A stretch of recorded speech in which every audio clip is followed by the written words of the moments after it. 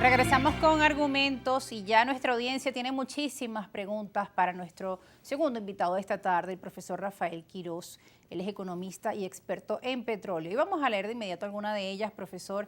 En el corte anterior revisábamos parte de sus declaraciones. Usted decía que, bueno, analistas políticos y economistas han hecho falsas expectativas en base a lo que se ha firmado y hacia la realidad con esta licencia otorgada a Chevron. Y en base a eso también nos llegan preguntas de nuestra audiencia. Por ejemplo, el señor Ramón Ramos, el líder, nos escribe qué se puede hacer para recuperar los campos petroleros en el menor tiempo posible y qué debería hacer el gobierno nacional si realmente quiere la recuperación de PDVSA. Estábamos hablando en el bloque anterior algo sobre esto.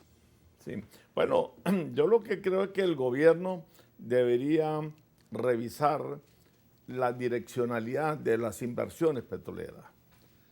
Y hago un llamado en el sentido de que a la faja del Orinoco no se le invierta un centavo más. Lo que se invirtió, estupendo, está allí. Vamos a trabajarlo, pero no se haga ninguna inversión adicional.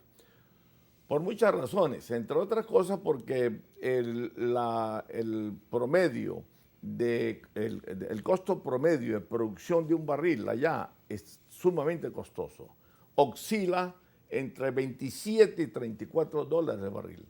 Es el barril más costoso que puedas tener tú en el mundo. Y no es cierto que son las reservas probadas más grandes del mundo. Entonces, primero, no son reservas probadas. La certificación dice que lo que hay allí son recursos petroleros, pero no habla de reservas probables ni mucho menos de reservas probadas. Pero no certificados. O sea que cuando se dice que estamos sentados sobre las reservas más grandes de petróleo en el mundo, no es cierto. No es cierto. Tampoco es que estamos de acuerdo a un análisis es nuestro petróleo más extrapesado, lo ¿Ah? cual requiere esos procesos de refinación, por ejemplo. Aparte además de que es un crudo extrapesado, que no es cualquier crudo, es un crudo que es lo que podríamos llamarlo el hueso duro de roer en el mercado mundial de los hidrocarburos. Pero no solamente eso, es que no es cierto que somos las mayores reservas, tenemos las mayores reservas petroleras del mundo.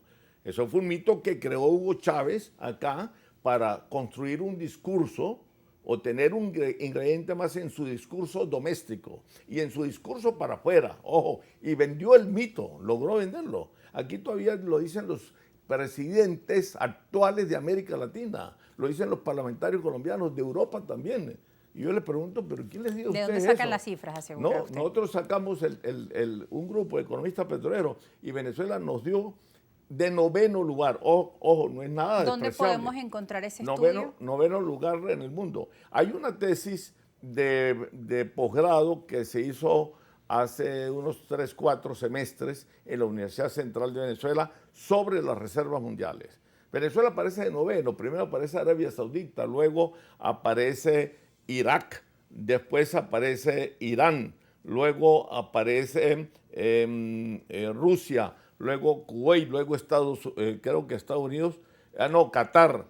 Venezuela aparece de octavo y noveno. Ojo, repito, no es nada despreciable porque estamos hablando de 103 países que producimos petróleo en el mundo. Tener el octavo y noveno todavía da para hacer una fiesta. El tema es la recuperación pero por supuesto, de estos campos y de la producción. ¿Cómo metérsele a la faja? ¿Con qué tecnología? ¿Por qué? Precisamente por lo costoso. Es un petróleo que por supuesto nadie quiere como está y donde está, porque un crudo extrapesado que no te lo recibe ninguna de las 954 refinerías que hay en el mundo. ¿Por qué? Porque no lo procede. Entonces tú tienes que tienes que mezclarlo, o tienes que mejorarlo, o tienes que convertirlo en uremulsión, en algo, pero por sí solo no se vende. Entonces el gobierno debe olvidarse o no olvidarse de la faja, pero no invertir más allí. Desviar esos recursos hacia los pozos marginales o maduros que se llaman, que son cerca de 20.000, como dije anterior. Claro, usted decía que están ubicados en el Zulia, por ejemplo. En el Zulia, en Falcón, en el norte de Monagas y Anzoátegui, pero sobre todo en el Zulia y Falcón. Ahí no hay menos de 11.000 pozos. Y entonces allí sí hay que invertir porque eso es crudo, liviano y mediano. Y el costo de producción no pasa de 8.5 dólares el barril, de 8.50. que el costo promedio del crudo convencional en Venezuela está ubicado en 7.55. Esto cuesta un poquito, 8.30, pero 8.30 de diferencia de la faja que son $34, hay un gran margen, pues, por supuesto, de ganancia, claro, o de beneficio, en este caso para la empresa. Entonces, hacia allá sí deberíamos de recuperar la producción, y esa es más ligera para recuperarla. ¿Por qué? Por lo que le dije, ya está calculado lo que los técnicos llaman la tasa promedio de recuperación natural de los yacimientos. Entonces, teniendo eso, tú tienes el factor de recobro. Teniendo el factor de recobro, está hecho prácticamente la programación para la producción del pozo petrolero. Entonces, vamos hacia allí y no nos enfrasquemos en la faja, ni tampoco vamos a poner todos los huevos de nuestras esperanzas o todas nuestras esperanzas en huevos en una sola cesta que se llama Chevron. Esa sería su recomendación y su propuesta para el Ejecutivo. Por supuesto, y decirle a la opinión pública y a los economistas, por favor, a los colegas, sobre todo los que no son petroleros, por favor, estudien petróleo.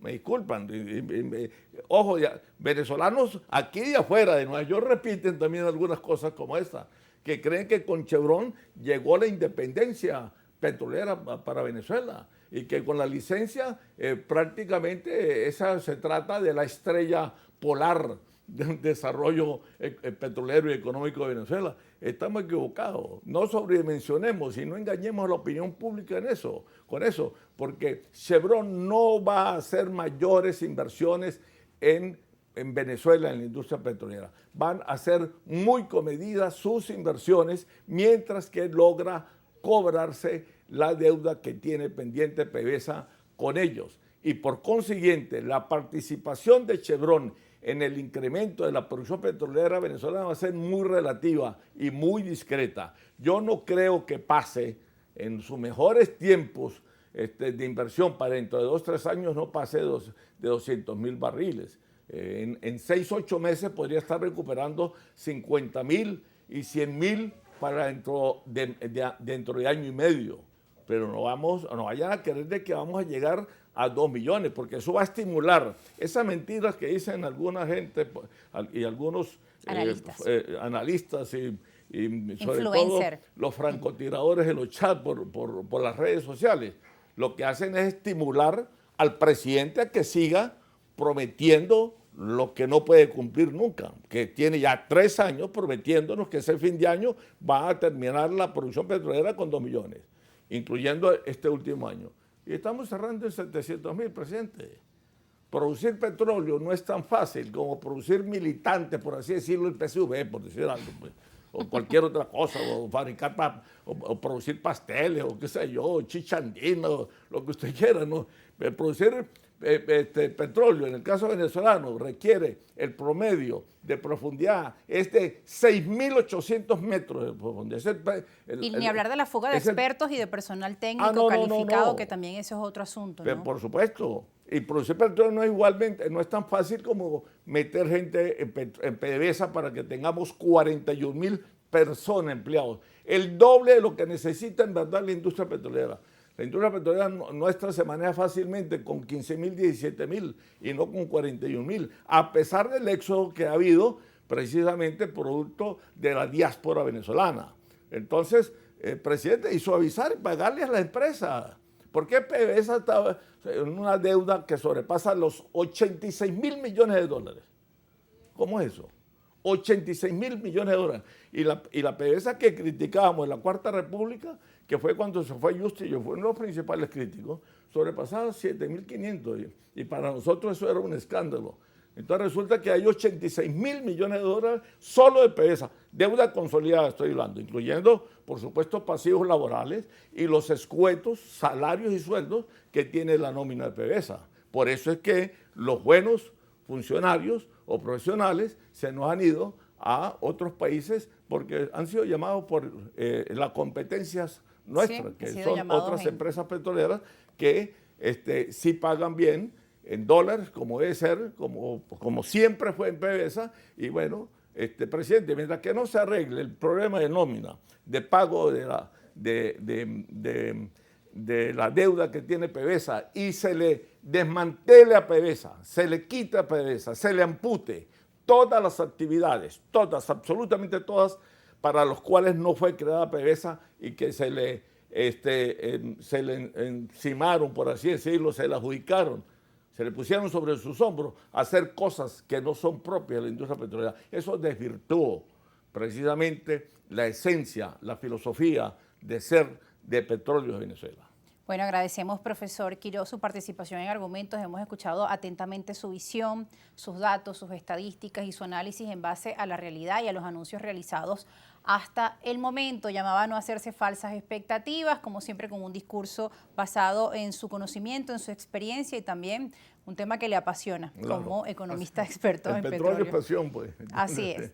Bueno, agradecemos que nos haya dado Gracias, aquí Rosa, en Argumentos su visión y también agradecemos a nuestra audiencia. Teníamos muchas preguntas, pero lo escuchamos atentamente y lamentablemente el tiempo se nos acabó. Son las 6 de la tarde. Por mí podemos seguir si quieren. Podemos encadenar. No, debemos seguir con más de Globovisión, más de la programación. Será hasta una nueva invitación donde aquí en Argumentos siempre estaremos esperándolo para escucharlo. Muchas gracias. Y gracias a ustedes también por estar con nosotros en contacto. Nos despedimos. Como siempre, recuerda que esta edición va a reposición esta noche a las 11 y también los domingos a la 1 de la tarde pueden encontrar Argumentos en nuestra programación. De lunes a viernes, 5 de la tarde en vivo, 11 de la noche reposición, domingos 1 de la tarde. Chao.